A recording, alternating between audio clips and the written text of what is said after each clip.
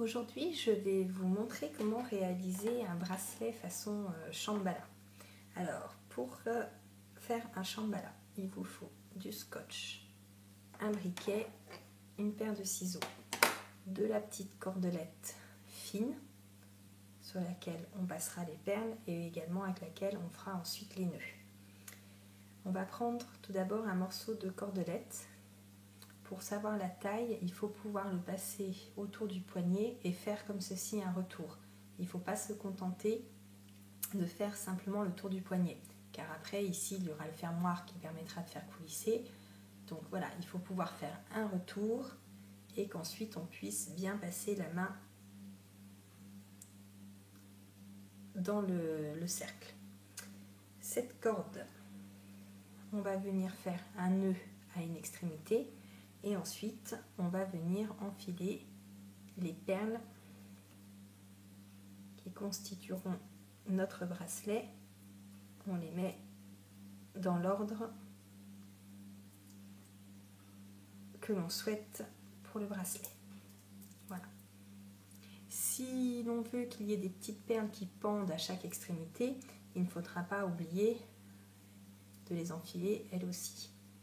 Là, je vais faire un bracelet où ça sera juste un nœud qui arrêtera le bout. Une fois qu'on a installé toutes ces perles, on va venir scotcher notre corde en haut et en bas. Et on va bien tendre. On va venir prendre une deuxième corde qui peut être de la même couleur ou d'une couleur différente.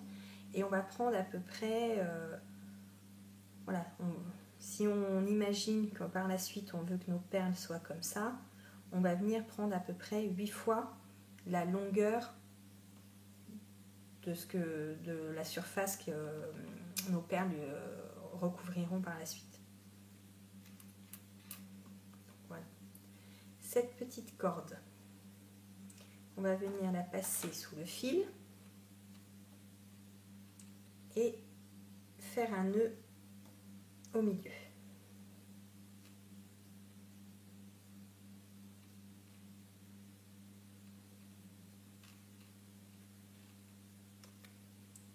Le conserve bien. Un des deux bouts de la corde, on va le repérer en faisant une boucle. Si on ne veut pas que nos nœuds partent en torsade, il faudra commencer toujours par la même corde, qu'elle soit à droite ou à gauche. Donc c'est pour ça qu'on la repère. Alors ensuite, la corde avec le nœud, elle va passer en dessous de la corde sur laquelle se trouvent les perles, au-dessus de son autre extrémité, donc de l'autre morceau ici, et cet autre morceau va venir dans la boucle qu'a formée la première corde. Et là, on tire.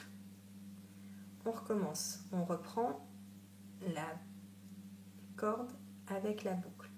Elle passe en dessous de la corde avec les perles, au-dessus de l'autre extrémité sans nœud, et cette autre extrémité vient en face dans la boucle. Et puis on serre. Donc là, moi dans mon exemple, en dessous de la bleue, au-dessus de la jaune, qui vient repasser de l'autre côté. En dessous, au-dessus, de l'autre côté. On va déjà faire comme ceci quelques nœuds sur une petite distance. Alors après, on peut en faire plus ou moins. On peut décider d'avoir un bracelet avec très peu de perles, beaucoup de nœuds, auquel cas on fera sur une plus grande distance. Généralement, là moi ça va être un bracelet pour un enfant, je vais faire sur une distance à peu près d'1 centimètre. Ensuite, je vais vouloir passer ma première perle. Alors, il y a une petite astuce pour avoir toujours le même nombre de nœuds entre nos perles, c'est de repérer de quel côté on a commencé avant de passer par-dessus nos perles. Parce qu'en fait, pour passer par-dessus les perles, le principe est le même. Sauf qu'on va venir plaquer la perle contre notre rangée de nœuds avant de venir faire le nœud. Je repère que j'ai commencé à ma droite pour qu'à chaque fois que je vais recommencer à faire un nœud, je recommencerai par la droite. Ce qui fait que j'aurai toujours un nombre pair de nœuds, puisque là je vais venir faire un nœud, 2 nœuds. Si je recommence, 3 nœuds, 4 nœuds.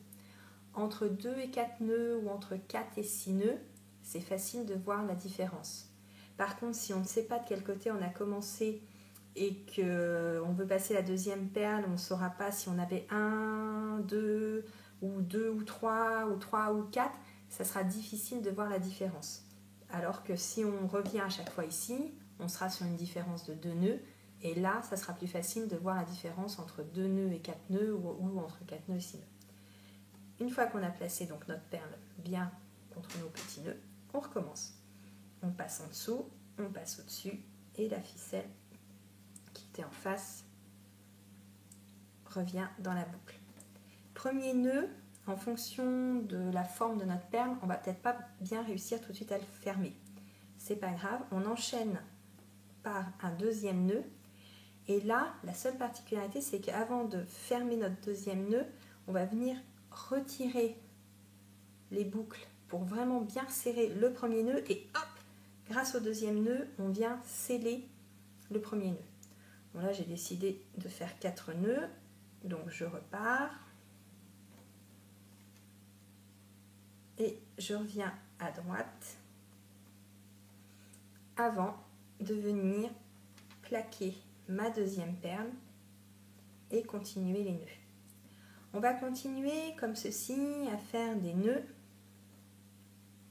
jusqu'à ce que l'on arrive derrière la dernière perle.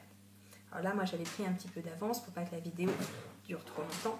Et voilà, j'ai fait un autre chambala. Et là, j'ai emprisonné ma dernière perle, j'ai déjà refait 2 nœuds. Alors pour terminer le chambala, on va venir faire des nœuds sur une distance à peu près égale à la distance que l'on avait mise sur le départ. Et donc toujours le même principe. On passe en dessous de la corde qui contient les perles, au-dessus de l'autre corde qui revient dans la boucle.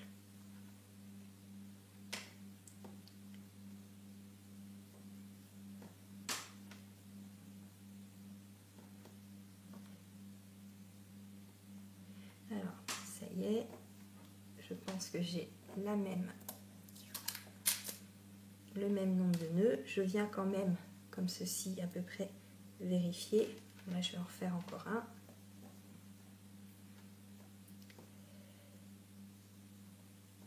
Voilà, comme ceci. Je viens bien serrer. Je viens libérer tout mon montage. Et là, je vais venir couper comme ceci. De ce côté. Couper comme ceci de ce côté. Et je vais venir brûler l'extrémité et la rabattre pour avoir une finition impeccable.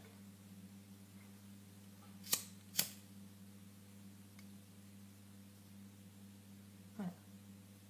Et là, on a une belle arête.